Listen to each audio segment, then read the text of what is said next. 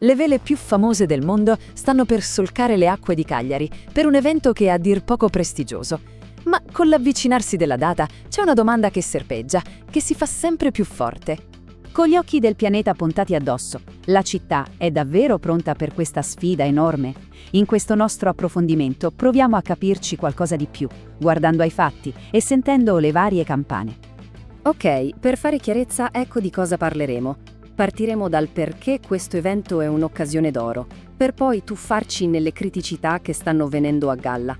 Vedremo lo scontro politico, le sfide logistiche e alla fine tireremo le somme. Cosa c'è in gioco per il futuro di Cagliari? Ok, partiamo dal principio. Immaginate il Golfo degli Angeli. In quelle acque sta per tornare un nome che fa battere il cuore a chiunque ami la vela. La Louis Vuitton America's Cup. E attenzione, non è una regata qualunque, È un evento preliminare che punta i riflettori di tutto il mondo su Cagliari e sull'intera Sardegna. Già, perché quando si accendono i riflettori internazionali, l'opportunità è enorme, sia in termini di immagine che ovviamente di soldi. Ma quanto grande? Beh, proviamo a dare qualche numero, così ci rendiamo conto delle dimensioni del gioco. Allora, segniamoci queste date. Dal 21 al 24 maggio 2026. È lì che Cagliari diventerà la capitale mondiale della vela. Il conto alla rovescia, capite bene, è già partito. E il tempo è un fattore chiave in tutta questa storia. Pensate un po', le stime parlano di un'invasione pacifica, certo, ma pur sempre un'invasione tra i 10.000 e i 20.000 visitatori. E a questi dobbiamo aggiungere i team, gli staff, i giornalisti da ogni parte del mondo. Insomma, un vero e proprio stress test per la città. Ecco, il punto è proprio questo. Tutti la vedono come un'occasione unica, forse irripetibile. Potrebbe essere una spinta pazzesca per il turismo, per l'economia e soprattutto potrebbe attirare investimenti futuri. Un'occasione da non buttar via. Ed è esattamente qui che cominciano i ma. Sì, perché nonostante le premesse fantastiche, a meno di 2 anni dall'evento, c'è un dubbio che si fa sempre più grande. Ma Cagliari ce la farà? Sarà pronta? E questa non è solo una voce, è un brusio che si sente forte e chiaro per le strade.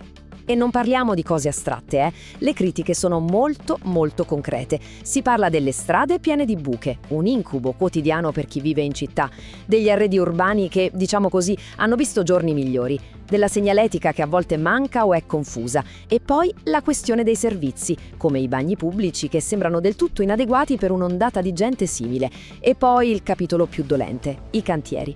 L'attenzione in particolare è tutta su 2 zone chiave. Da un lato Via Roma, che è l'arteria principale di fronte al porto, un cantiere a cielo aperto da tempo, e dall'altro il lungomare Sant'Elia, che dovrebbe essere il salotto buono per il pubblico e gli eventi. Come verranno gestite queste 2 aree? Sarà il biglietto da visita della città. E ovviamente, come succede quasi sempre in questi casi, il dibattito sulla città si è trasformato in un vero e proprio scontro politico. Da una parte la giunta comunale che mostra ottimismo, dall'altra le opposizioni che vanno all'attacco. Questa frase del consigliere Roberto Mura di Alleanza Sardegna riassume perfettamente il clima. Rischiamo una pessima figura internazionale. La paura non è solo di fare le cose male, ma di fare una figuraccia davanti al mondo intero. Insomma, la visione è diametralmente opposta. Da un lato l'opposizione che accusa senza mezzi termini, ritardi, disorganizzazione, poca chiarezza. Dall'altro lato la risposta ufficiale dell'amministrazione che rassicura. Tutto procede per il meglio, su tutti i fronti, dall'organizzazione ai trasporti. 2 narrazioni completamente diverse. Ma le critiche non sono rimaste solo chiacchiere da corridoio. Il consigliere Mura ha messo tutto nero su bianco con un'interrogazione, chiedendo risposte precise. In pratica ha detto: punto primo, come stanno le cose davvero? Secondo, quanti soldi ci sono e per fare cosa? Terzo, qual è il calendario dei lavori? E quarto, come pensate di recuperare il tempo perso? Ok, lasciando da parte per un attimo la politica, ci sono delle sfide logistiche che sono a dir poco gigantesche. Accogliere e muovere decine di migliaia di persone non è uno scherzo, ci vuole un piano di ferro. Allora, in concreto, cosa c'è sul tavolo? Vediamo. Per l'accoglienza, hotel e B&B si stanno già fregando le mani, si prevede il tutto esaurito. Per i trasporti, l'azienda CTM ha promesso di aumentare le corse. E per quel problema dei cantieri, tipo in via Roma? L'idea è una soluzione, diciamo, estetica, coprire tutto con dei pannelli a tema. Infine ci sono dei fondi per migliorare luci e arredi. La domanda è: basterà tutto questo? E così arriviamo al dunque. Questa non è solo una regata, no, è una vera e propria scommessa sul futuro di Cagliari. E l'esito di questa scommessa lascerà un segno, nel bene o nel male, per molto tempo. Sul piatto c'è un'occasione che tutti definiscono storica, un potenziale punto di svolta. Ma la riuscita dipende da come si giocheranno le carte nei prossimi mesi. È una vera corsa contro il tempo e la posta in gioco è altissima. E quindi la domanda che resta sospesa è una sola.